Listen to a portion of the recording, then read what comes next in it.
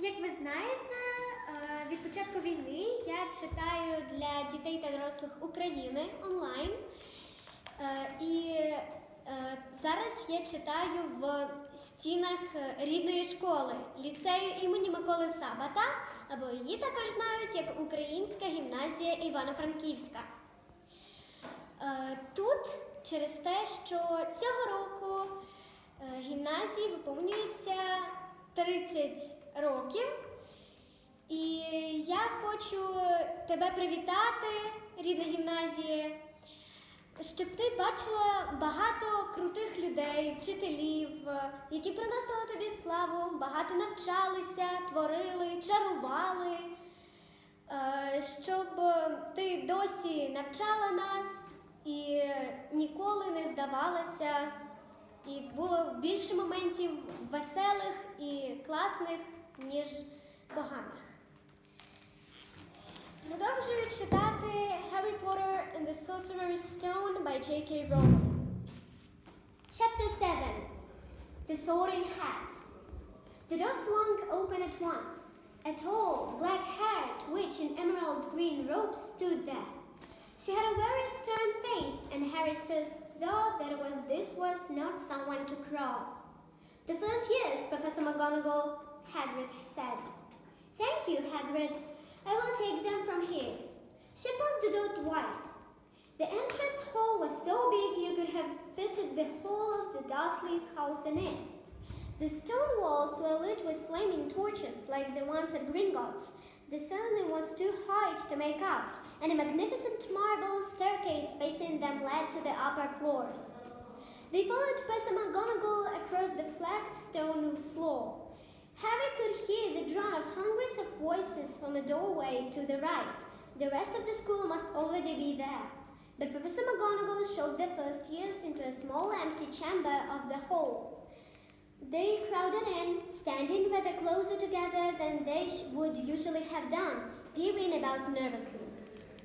Welcome to Hogwarts, said Professor McGonagall.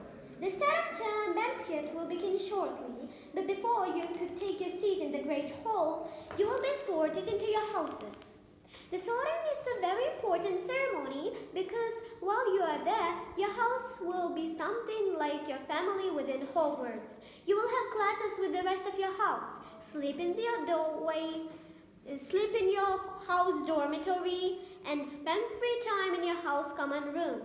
The four houses are called Gryffindor, Hufflepuff, Ravenclaw, and Slytherin. Each house has its own noble history, and each has produced outstanding witches and wizards. While you are at Hogwarts, your triumphs will earn your house points, while any rule breaking will lose house points. At the end of the year, the house with the most points is awarded the House Cup, a great honor. I hope each of you will be a credit to whichever house becomes yours. The sorting ceremony will take place in a few minutes in front of the rest of the school. I suggest you all smarten yourselves up as much as you can while you are waiting. Her eyes lingered for a moment on Neville's cloak, which was fastened under his left ear, and on Ron's smudged nose. Harry nervously tried to flatten his hair. I shall return when we are ready for you, said Professor McGonagall. Please wait quietly. She left the chamber. Harry swallowed. How exactly did they sort us into houses? He asked Ron.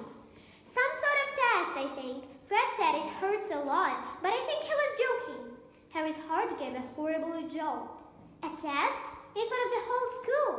But he didn't know any magic yet. What on earth would he have to do? He hadn't expected something like this the moment they arrived. He looked around anxiously and saw that everyone else looked terrified too. No one was talking much except Hermione Granger, who was whispering very fast about all the spells she'd learned and wondering which one she'd need. Harry tried hard not to listen to her. He'd never been more nervous. Never. Not ever. When he'd had to take a school report home to the Dursleys, saying that somehow turned his teacher wig blue. He kept his eyes fixed on the door. Any second now, Professor McGonagall would come back and lead him to his dome. When something happened which made him jump, about a foot in the air, several people behind him screamed. What the? He gasped. So did the people around him. About 20 ghosts had just streamed through the black wall. Purely white and slightly transparent, they glided across the room, talking to each other and hardly glancing at the first years. They seemed to be arguing. What looked like a fat little monk was saying, "Forgive and forget, I say, we ought to give him a second chance. My dear friar, haven't we given Peeves all the chances he deserves? He gives us all a bad name, and you know, he's not really even a ghost. I say, what are you all doing here?" A ghost wearing a rough tights had suddenly noticed the first years. Nobody answered. "New students," said the fat friar, smiling around at them. "About to be sorted, I suppose." A few people nodded mutely. "Hope to see you in Hufflepuff," said the friar. "My old house, you know." "Move along now," said a sharp voice. The sorting ceremony is about to start. Professor McGonagall had returned. One by one, the ghosts floated away through the opposite wall. "Now, form a line," Professor McGonagall told the first years, "and follow me." Feeling oddly as though his legs had turned to lead, Harry got into the line behind a boy with sandy hair, with Ron behind him, and they walked out of the chamber. Back across the hall and through a pair of double doors into the great hall. Harry had never ever imagined such a strange and splendid place. It was lit by thousands and thousands of candles, which were floating in mid-air over 4 long tables, where the rest of the students were seating. These tables were laid with glittering golden plates and goblets. At the top of the hall was another long table, where the teachers were sitting. Professor McGonagall led the first years up here, so that they came to a halt in line facing the other students, with the teachers behind them. The hundreds of faces staring at them looked like a paler lanterns in the flickering candlelight. Dotted here and there among the students, the ghosts shone a misty silver. Mainly to avoid all the staring eyes, Harry looked upward and saw a velvety black ceiling dotted with stars.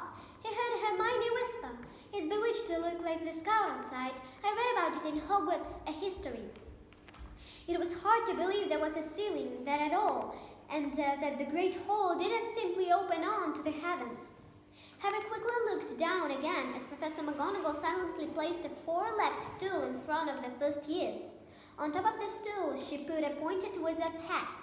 This hat was patched and frayed and extremely dirty. Aunt Petunia wouldn't have let it in the house. Maybe they had to try and get a rabbit out of it, Harry thought wildly. That seemed the sort of thing. Noticing that everyone in the hall was now staring at the hat, he stared at it too. For a few seconds there was a complete silence. Then the hat twitched. A rip near the brim opened wide like a mouth, and the hat began to sing. "Oh, you may not think I'm pretty, but don't judge on what you see. I'll eat myself if you can find a smarter head than me.